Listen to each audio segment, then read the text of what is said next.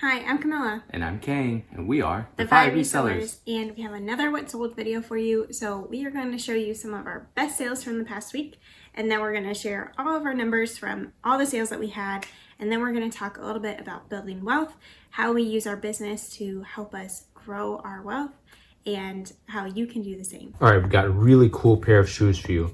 This is a pair of Vans, and it's Syndicate. This is part of this like skate high line of shoes from Vans, and crazy cool embroidery. We've got this logo for Syndicate, and obviously that. And then the bottom is also really cool. I'm not exactly sure what it says there, but we looked up this model and it's going for about 100 plus. We weren't exactly sure what this would go for, and we priced it at 200 originally. It's been a while, so we sent out offers for 150. Some guy wanted 100 for it, and we countered at 125.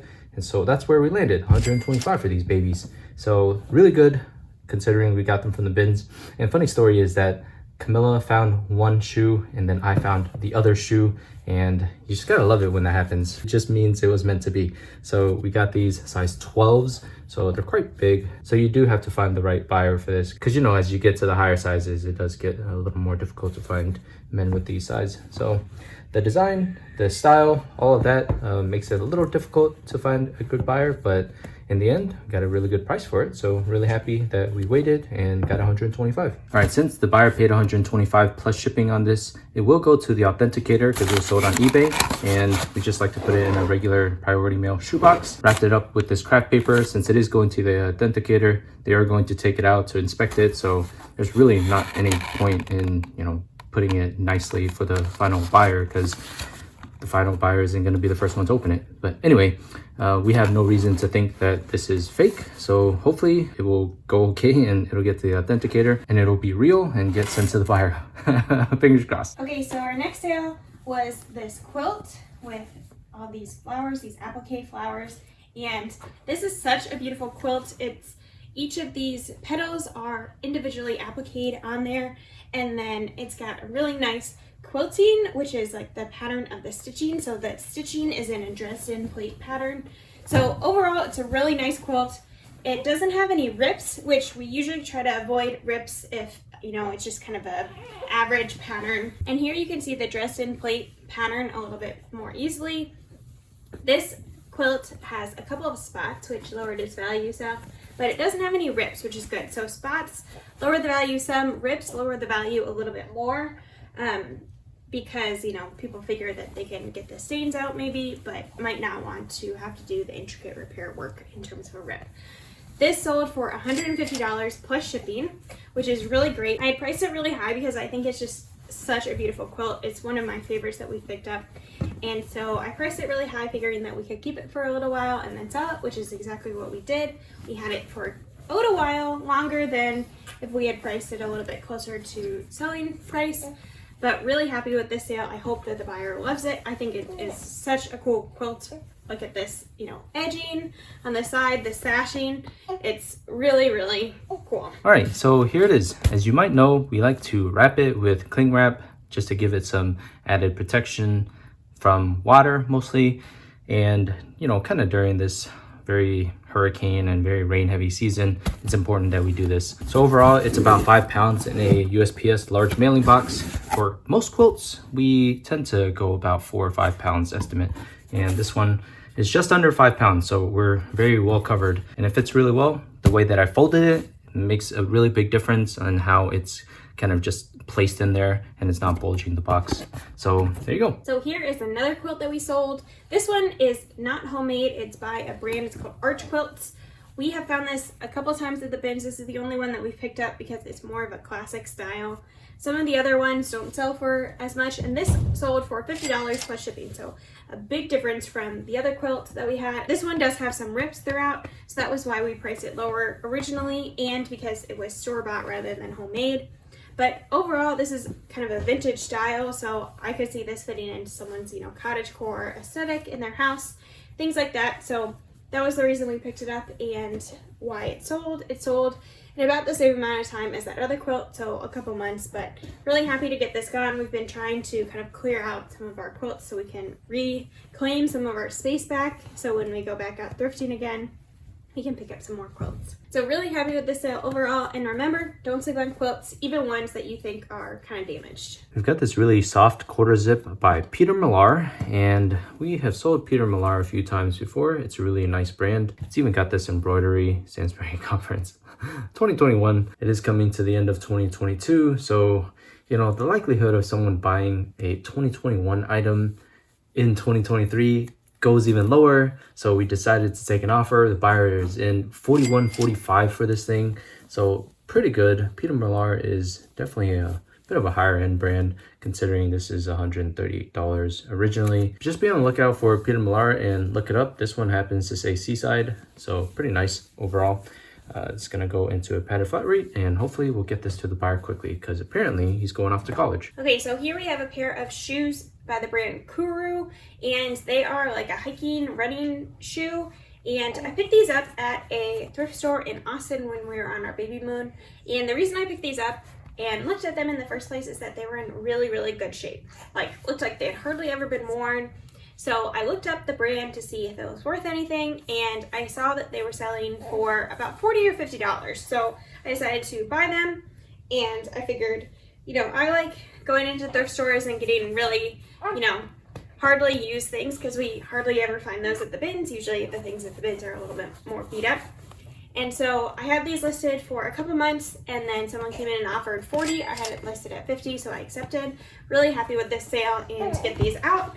We love selling shoes because they take a good amount of space, and so to get that space back, we will often take lower offers on shoes than we would on, you know, just clothing itself, because like a tank top doesn't take up that much space, but shoes take up quite a bit more. Okay, we're going out of our comfort zone with this one. This one is a two-piece suit by Samuelson. We sold it for $72 on POSHMARK with discounted shipping. But this one happens to be really nice because it's super 150s. Now this is an indication of basically how high of a quality the wool is. Super 120s is pretty good.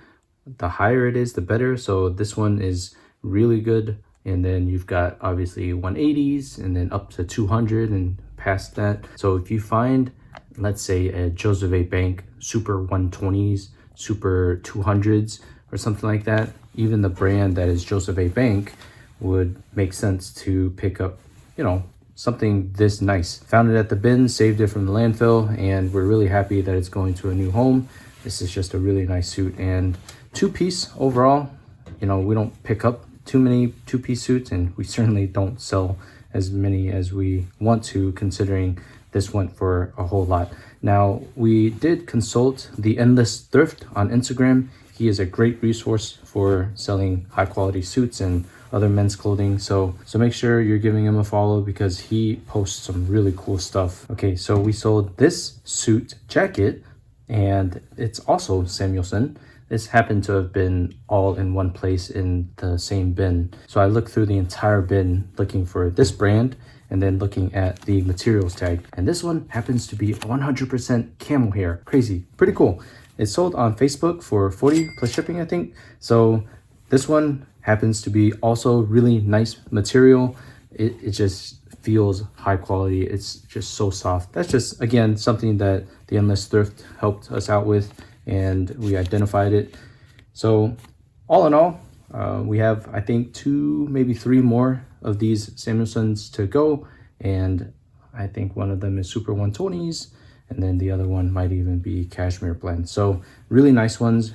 Really looking forward to selling those other ones too. So we sold this pillow to one of our viewers, Terry, and I was so excited to get this to her. It is one of my favorite things to pick up is these, you know, tufted pillows. Often we pick them up like holiday themed. This one is like Thanksgiving, but it can also just be fall, you know, for fall decor in your house. But it's wool on the top, and then it zips like this so you can wash it.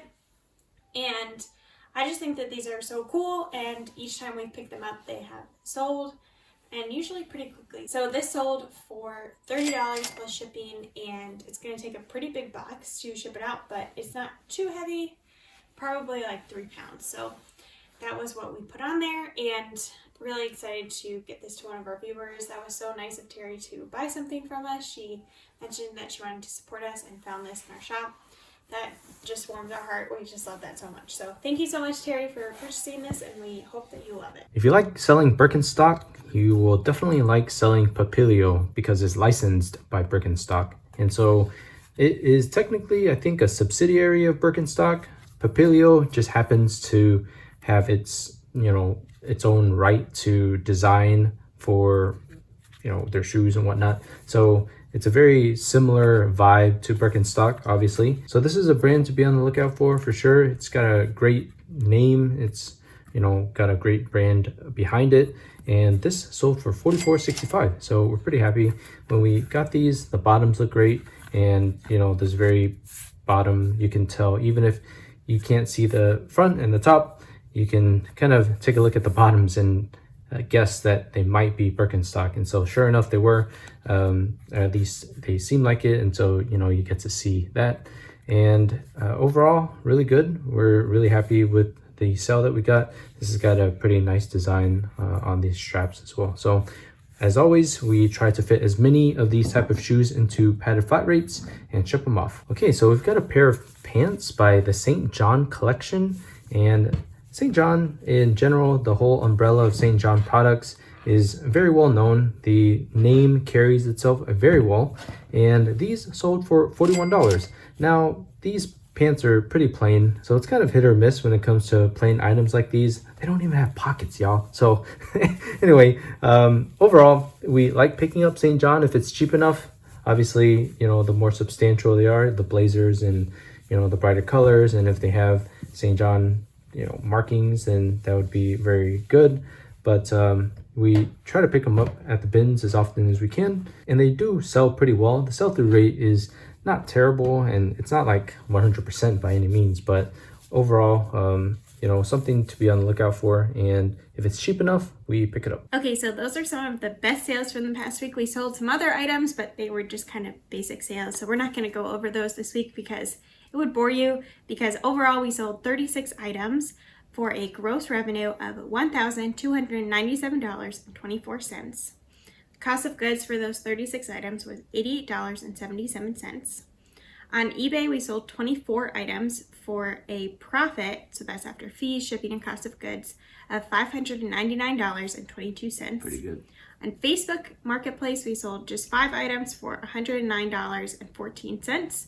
On POSHMARK, we sold 7 items for $130.75. So in total, our net profit for the week was $839.11. So a really great week. Mm-hmm. That was, not that many items that sold, 36 items. So overall, we had a really good profit per item. Mm-hmm. And so we are just really happy with this week. We're hoping that this momentum continues. We had a really good week last week. And so we're hoping that it continues into the fall, and we'll have a really good fall and into the winter, into Q4. Those Vans that we sold were really surprising, and the quilt that we sold was not as surprising. Kind of sad to let that go, but we'll take the money any day. Mm-hmm. And with shoes, we're kind of running out of shoes because we haven't been picking up any more shoes. So we're really raring to go to the thrift store sometime soon. We haven't gotten in months. Yeah. So we are going to hopefully get some more shoes in the future, and be on the lookout for really unique shoes like those. When you see embroidery that is just so intricate on a pair of shoes, you should definitely look it up. Mm-hmm. Yeah, and we are planning not to go to the thrift store until we crush our death pile, which is pretty big. So it's still going to be a little bit longer because we aren't moving super fast on listing things, because we honestly don't have that much time to do it. Right. But that's kind of our goal, is to crush our death pile while we kind of have this moment that we can do that. And so then we'll go back out and thrift again. So we're really excited. The excitement is building on that. Sure. All right, now it's time for our segment on building wealth. And as always, we put a little bit of our money from our reselling profits into the total stock market index experiment that we have here. And it's down again this week. We're not panicking. This is still part of the ups and downs of the stock market.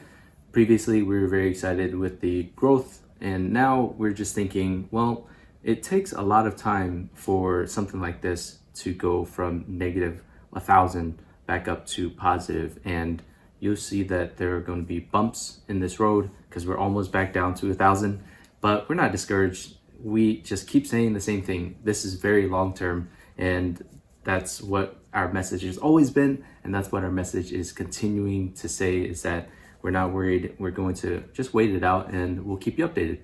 As far as building wealth goes, from last week we talked about automation and kind of the way that we save and invest and things like that. We try to make it as automatic as we can so that it's out of sight, out of mind. We're not worried too much about where's our money going, and are we saving enough for ourselves? Are we investing enough for our future? Those things are pretty much set in our regular routine already.